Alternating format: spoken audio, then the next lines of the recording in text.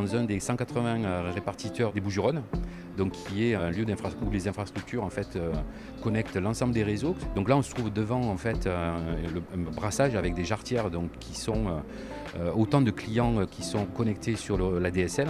On a vu tout à l'heure l'arrivée des câbles au sous-sol, donc qui sont des gros câbles de transport qui regroupent 900 clients pour certains, 164 clients pour d'autres, et qui viennent ici se répartir sur ces jarretières, qui elles représentent donc sur chaque fil un seul client. On a une activité de qualité de service qui demeure en attendant le basculement sur la fibre.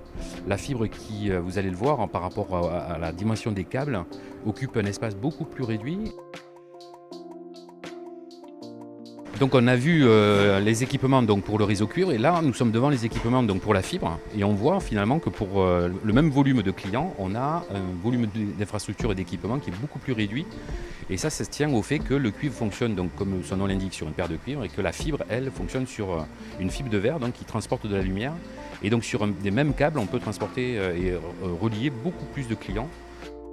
La fibre, donc on a 1 053 000 logements et locaux commerciaux donc, qui sont raccordables aujourd'hui sur les 1 370 000 logements au global, donc le déploiement est en cours.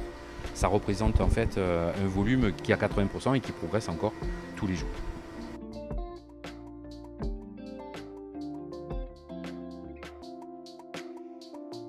C'est une couverture aujourd'hui dans les Bouches-du-Rhône qui représente 43 communes.